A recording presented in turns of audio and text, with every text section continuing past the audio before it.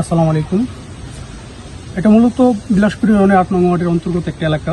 আপনারা দেখতে পাচ্ছেন যে এই অঞ্চলে অল্প একটু বৃষ্টি নামলেই জলাবদ্ধতার কারণে মানুষের চলাচলের মারাত্মক সমস্যা হয়। প্রায় ১ মাস যাবৎ হচ্ছে এই পানির জলাবদ্ধতাগুলি এখানে থাকার কারণে মানুষ, বিশেষ করে হচ্ছে শিশুরা বের হতে পারে না, কোনো রোগীর নেওয়ার প্রয়োজনে তাৎক্ষণিক নিতে পারে না, তারপরে বাজার সদাই এগুলো তো খুবই সমস্যা।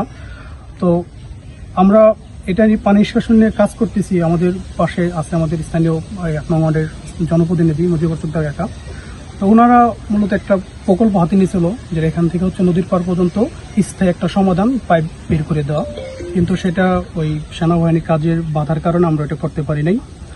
এখন এখানকার স্থানীয় প্রতিনিধি, আমাদের বিলাসপুর ইউনিয়নের প্রশাসক যারা আছেন এবং বিশেষ করে হচ্ছে উপজেলা পর্যায়ে এবং পানি উন্নয়ন বোর্ডের কাছে আমাদের আবেদন থাকবে, এই জলবদ্ধতা রোধে একটা স্থায়ী সমাধানের জন্য আমাদের যতটুকু সহযোগিতা করা প্রয়োজন তারা যেন এই জনগণের দিকে তাকা হলেও এই সমস্যার সমাধান করে।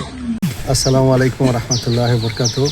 এটা আমাদের বিলাসপুর ইউনিয়নের ৮ নং ওয়ার্ড, দক্ষিণ দেবনগরের ভিতরে পড়ছে। এখানে ২০০ থেকে ৩০০ বাড়ি জলাবদ্ধতার ভিতরে আটকে রয়েছে। জনগণের খুব দুর্ভোগ পোহাইতেছে এবং আমরা চাইতেছি এই দুর্ভোগ নিরসন হোক। এখানে এই ওয়ার্ডের মেম্বার মুজিবুর রহমান অনেক চেষ্টা করছে একটা পাইপলাইনের মাধ্যমে এই জলাবদ্ধতা নিরসন করার জন্য, কিন্তু সেটা প্রশাসনের মাধ্যমে ওয়াদাবদ্ধ কারণে এটা একটু দেরি হচ্ছে। কিন্তু আমরা অতি শীঘ্র প্রশাসনের দৃষ্টি আকর্ষণ করছি। এখানে মানুষের দুধ নিয়ে আসে, গরু ছাগল নিয়ে আসে, বাজারে আসে, তাদের প্রতিনিয়ত যে কষ্টটা হয়, আমরা সেই দুর্ভোগটা অতি লাভ করার জন্য প্রশাসনের দৃষ্টি আকর্ষণ করছি। ৮ নং বিলাসপুর ৮ নং ওয়ার্ডের দক্ষিণ দেবীনগর ওয়ার্ড। আমি এই ওয়ার্ডের ইউনিয়নের সদস্য মুজিবুর রহমান। আমার এই এলাকাটায় কমসে কম ২-২৫০ বাড়িঘর এই জলাবদ্ধর ভিতরে আছে। এটার জন্য আমাদের এই চরাঞ্চল তো আগে এইরকম আমরা এইগুলির মোকাবেলা হই নাই, কারণ পানি যে কোনো জায়গাতে যাইতে পারছে। এখন আস্তে আস্তে বাড়িঘর বেশি হয়ে যাওয়ার কারণে এই মাঝে মাঝে যে কিছু কিছু জায়গা আটকে গেছে।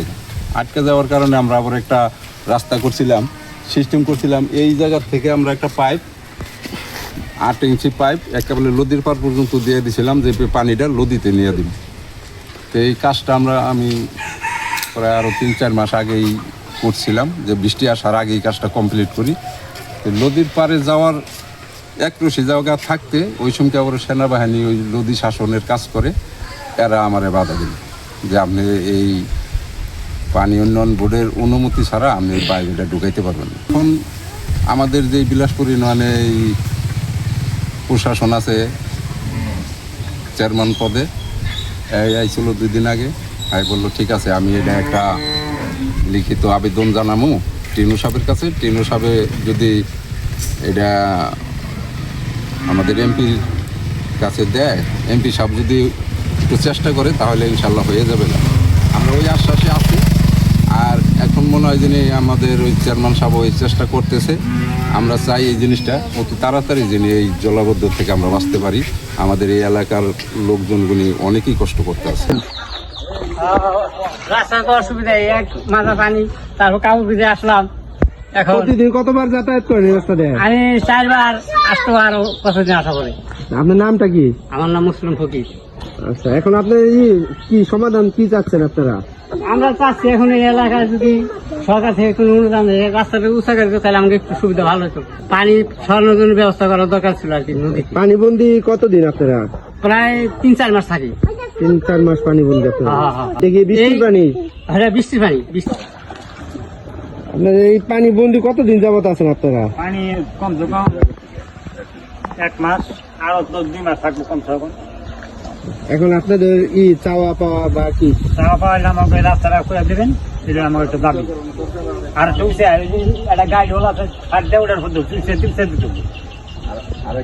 আপনি প্রতিদিন এই রাস্তাটা কতক্ষণ যান আসেন? কয়বার যান আসেন? বা কম পাইকে 10 বার আসা হয়। 10 বার আসা হয়। পানি পাড়ায় যাওয়া না? পানি পাড়ায় যেতে হয়।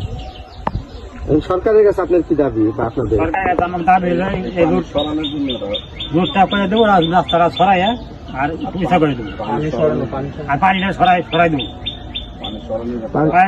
পানি সরানোর ব্যবস্থা করে দেবো এই আমার দাবি।